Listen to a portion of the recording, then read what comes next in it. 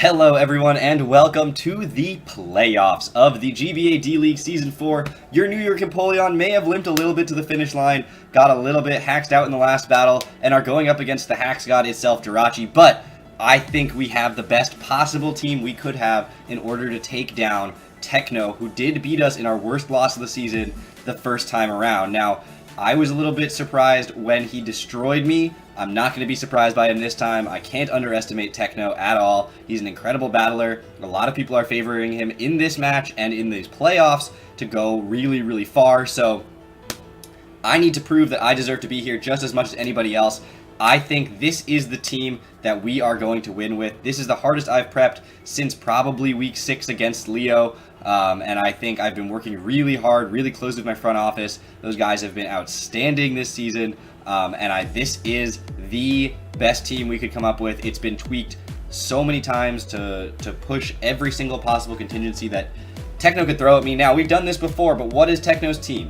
Hiram Black, Jirachi, Tapu Bulu, Nidoking, Azumarill, Persian, Alolan form, Emboar, Raichu, Masquerain, Mega Aerodactyl, and Claydol, with Raichu and Hiram being his Z users. Now, last time I tried to... Well, I'm not even sure what I tried to do, to be perfectly honest. Nothing really worked. I got flinched out on all three of my walls, and terrible things happened. I got surprised by a Choice Scarf Persian and a Perish Trapping Azumarill. Those won't happen anymore. I have worked so closely with my front office to think of every possible contingency, from Scarfed anything to defensive, unspeed invested Jirachi, to Scarf Kiram Black or Z Kiram Black or Nasty Plot Raichu. All these things that could possibly come and ruin my day are hopefully covered. I just need to see his team settle down, take it slow. I have the answers. I know what I want to switch in on certain things. Now, knowing what I want to switch in on certain things isn't perfectly...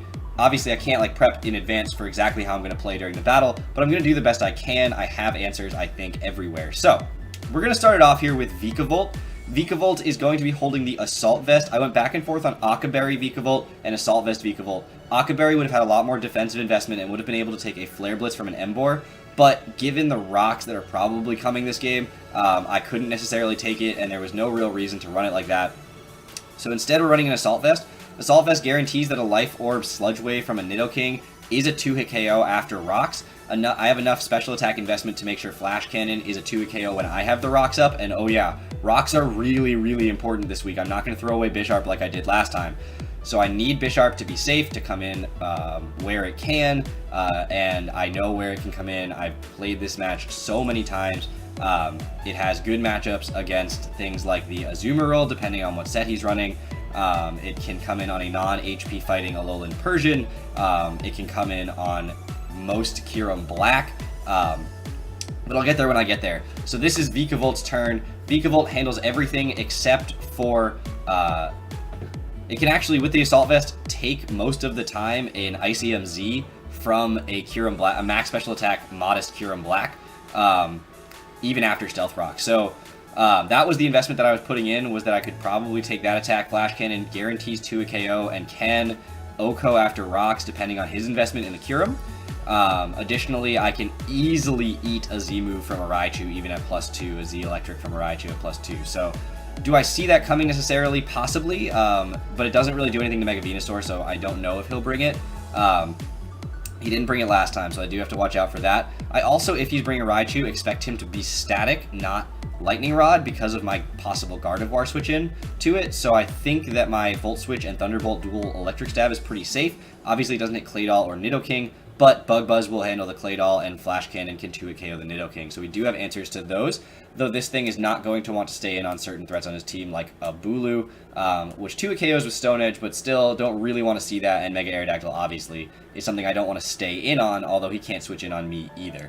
Next up we have Milotic. This time we are going to be holding the Flame Orb. I figure, you know what, yeah, recovery's nice, but it doesn't matter if you are not taking the hits you need to take.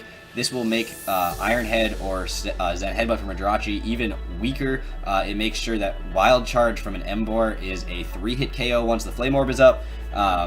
Scald, Haze, Recover, and Toxic. Haze is actually useful on multiple sides of the coin. If he switches his Raichu in and I get my Toxic off, or Scald off with a burn, I can Haze away a Nasty Plot. Nasty Plot can definitely ruin my day if my weakenable at all weakened. So that is definitely something to consider. And then, you know, if the Toxic or the Burn wearing him down. Additionally, Thunderbolt from a Raichu is only going to do about 50% if he doesn't have the Z move and he doesn't have a Nasty Plot up. So potentially Scald on that as well if I expect him to be a Z move, and Scout if he's, you know, Specs or something. And if I lose my Milotic, that would be unfortunate. This thing, unless Jirachi gets about 7 straight flinches on it, unless he's going to get some Mega Crits with a Stone Edge from Aerodactyl, or Kieran Black hits a Bolt Strike, then I am going to be able to take some hits pretty darn well and be able to dish out some damage with this thing. Toxic, he's got a lot of things that are immune to Toxic, but he's got a lot of things that I like Toxieing that are potential switch-ins to a Milotic. And then I do break an uninvested Jirachi substitute with Scald. So that is certainly helpful to me to not let his Jirachi just freely set up those subs. Next up, we have Haxorus. Slightly different, but very similar set to last time. We are going to be running Unnerve instead of Mold Breaker. I know that I did a ton of damage to the Persian last time, but this is no longer an answer to Persian. I have other things that I want to go into on that Persian that are going to handle it much, much better. Dragon Dance is there if that Persian is not Scarfed or if it goes down, whichever we've confirmed. And it still sweeps most of his team. I mean, he still has to worry about it. Dragon Claw does Oko a Kyurem Black that isn't stupidly defensive after Stealth Rocks, and if I get a Dragon Dance up, it even outgoes that. Unnerve is there so he can't run Habanberry Kyurem, or Shukaberry Emboar, or Nidoking, or Kibiaberry Azumarill, because a Poison EMZ Poison Jab to an Azumarill will obliterate it if he's not running Kibiaberry, and even if he is now that I'm Unnerved, it doesn't matter. Beyond just that, I think that having Poison EMZ Poison Jab also helps me. If he does have a Perish Trapping Azumarill and it does come in on this thing, I can click it. If he protects off the Poison EMZ, a following Poison Jab will still kill. So that is actually really helpful. And additionally, I just think that that's the most useful Z move that I could have on this thing this week, with his potential Tapu Bulu as well being a switch into a Haxorus that is going for something like a Dragon Claw or an Earthquake. Both of those Tapu Bulu does not mind at all. Now I outspeed both the Azumarill and the Tapu Bulu. Tapu Bulu is not going to Oko me with anything because it doesn't get any real Fairy Stab. So Haxorus really does put in some work this week. It's still as threatening to his team as it was before. I don't have the Rock Slide this time for the Mega Aerodactyl.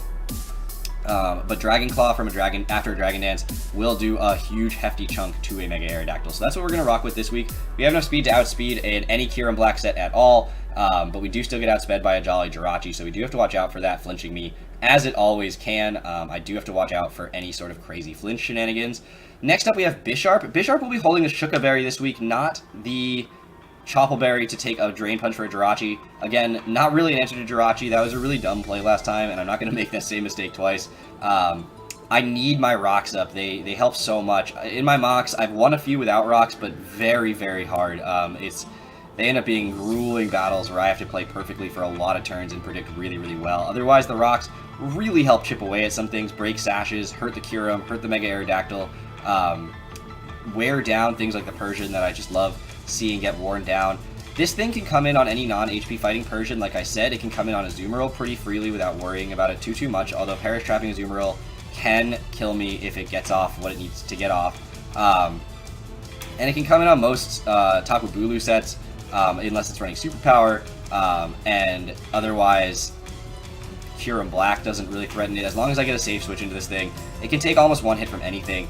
Now, the one big thing that I am running is that Shukaberry. Shukaberry will allow me to take Earth Power from a Kyurem. It allows me to take a non-Life Orb Earth Power from a Nidoking. And so then I can get a Rock Polish off with this thing.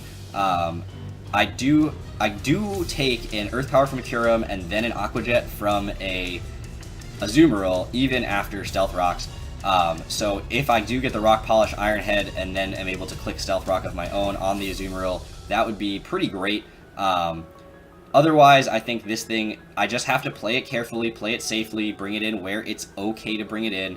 If I'm predicting a Parting Shot from a Persian, that would be a pretty decent spot to bring in a Bisharp. I do have a good amount of HP investment and stuff so that I can take an HP fighting if I have to, but again, that is not what I want to see Persian go for. And Rock Polish obviously isn't going to let me outspeed a Choice Scarfed Persian, but it will allow me to outspeed any form of Adamant Mega Aerodactyl, which I expect him to run. He ran last time and would make sense because nothing on my team is going to otherwise outspeed Aerodactyl if it's Adamant. So Rock Polish will allow me to outspeed a max speed Adamant Aerodactyl if he does decide to run that, and otherwise Ironhead Knockoff is pretty good coverage. Parting Shot obviously makes me want to run Sucker Punch because then I can just like kind of sweep from there, but I didn't have a space for it this week, and I think Knockoff gives me more utility being able to hit a Jirachi harder. And you'll also see why I'm not running Sucker Punch with my Gardevoir, which is helping me out this week with Thunder Wave, Trick Room, Psychic, and Moonblast, holding the Wiki Berry.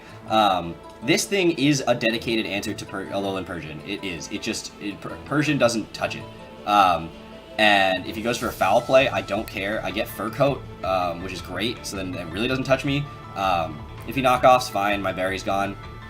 But this thing really does handle the Alolan Persian, and then once I get the Fur Coat, if I go for a Trick Room, he brings in his Jirachi, say, I go for a Thunder Wave. I know that he's then faster with the Thunder Wave in the Trick Room for the next 3 turns, but then he can't flinch me for the rest of the game, and that's absolutely perfect. If he brings in his Nidoking, and the rocks are up, then the Sash is broken, Psychic's going to kill it. After the Trick Room, I would underspeed. Persian dies to a Moonblast. He's got to play around the potential that I am a Choice Scarf Gardevoir, which is definitely an option for me to run. And so he could go into something on that Trick Room when I bring this in on that Persian. It's going to underspeed any sort of speed-invested Emboar, designed to outspeed a Gardevoir, but I do have a little bit of speed in it. The little bit of speed in it that I have is specifically to help me outspeed an Azumarill that isn't Jolly max speed. Mostly because I don't necessarily have to click Trick Room all the time, and so I can outspeed that, click Moonblast, get a ton of damage off on the Azumarill if I have to. That is an option, and I think this thing coming in on an Alolan Persian, if it Parting Shots me, I'm not too worried about it. This isn't like a max special attack. It's not really what it's for, Gardevoir. It's really a Trick Room setter, Thunder Wave, status spreader on things like the Jirachi, the Kyurem, the Emboar. Obviously not the Nidoking, but if I can Trick Room Psychic, then the Nidoking's not going to appreciate that. And I do have enough investment to KO a non-defensively invested, especially defensive Nidoking with a Psychic. And if he's not running Life Orb, then I can potentially take a Sludge Wave. So, and then the Wiki Berry will activate, and I'll be pretty healthy again. So Gardevoir is there for that purpose. Is it a perfect counter to his entire team? No, it's not. It's got a couple things that it can switch in on pretty well. It gets pretty hard walled by the Jirachi. That's why I'm running Trick Room Thunder Wave, because if I can get the Trick Room up, he can't sub, and then I can Thunder Wave, status him. If he does click something like a Substitute, that's going to waste a turn of the Trick Room, and then I'm all set there. And so we're doing pretty well in terms of countering his team with these Pokemon. And the final thing that I'm going to be bringing this week is my Victini, which didn't come last time. It's going to actually be holding a Life Orb, V-Create, Bolt Strike, Trick Room itself, and U-Turn. It's not super speedy. Again, a little bit of speed. This one designed to outspeed any Emboar without the Trick Room up, mostly because Emboar does threaten my Victini very, very hard, just because it hits so hard with Head Smash. So I want to make sure I outspeed it if he's not Choice Scarfed. And if he is Choice Scarfed, then I Trick Room, and then I outspeed it from there. V-Create's going to hit everything on his team incredibly hard, lower my speed to put me underneath Azumarill in terms of my speed tier, which is amazing. And then Bolt Strike would take out the Azumarill from wherever range it's at. Even with a Wakan Berry, V-Create plus Bolt Strike should take out an Azumarill. If he does go into the Persian takes a V-Create, but then I can U-turn out after the Trick Room and kill the Persian from there. And that will allow me to then go into something else. Now, I do expect him to have Rocks up. Life Orb is going to be wearing down my Victini, so I have to be very wary of that. Victini, it's sort of like a mid-game wall breaker or late-game sweeper. It kind of does one of the two jobs, and it does either of them very, very well. Because it can handle the Jirachi pretty well, most sets of Jirachi don't really like seeing this Victini at all. Then I can Trick Room on most Jirachis that don't flinch me for 4 or 5 times and proceed to V-Create from there. So if he sets up a Substitute, I Trick Room, I V-Create, he hits me, I survive because I resist both of his stabs. His sub is gone. He may sub a few times. That's all right. We just lower his HP, and then eventually we U-turn at the end of the Trick Room and get out of there. after he's lowered his HP by a whole bunch. So that is an option. I think this is the team. If I'm going to beat Techno, I'm not going to lie, it's a big if. There's a lot of variables here. I have to still play this match incredibly carefully. But if I'm going to beat him, this is the team I think is going to do it. I swear I have not prepped this hard since my match against Leo, and you all saw how that match went. So I'm hoping to have a similar result here. I'm hoping that this team does what it needs to do in terms of getting the job done. It has the potential to do it. I just need to be slow and methodical, do my calcs, take my time, think about my plays, and we'll see what happens. This is the playoffs. It's a one and done. If I win, I face Zazo. If I lose, well, it's been a great run, everybody. As the New York Empoleon have entered the fray in the GBA D-League. We have plenty of stuff planned for the fall, so it's not the end of the line for the New York Empoleon. Maybe for the GBA D-League Season 4, but I hope you guys go check out Techno's side. He's an incredible dude. He's an incredible battler, and I know that I'm excited to get one more chance to get redemption against him this season. So I will see you guys tomorrow with this battle. I'm nervous. You're nervous. We're nervous together, but we're going to do the best we can. I hope that it goes well. I think it's got real potential to be successful. I will see you guys later. Take care, everybody.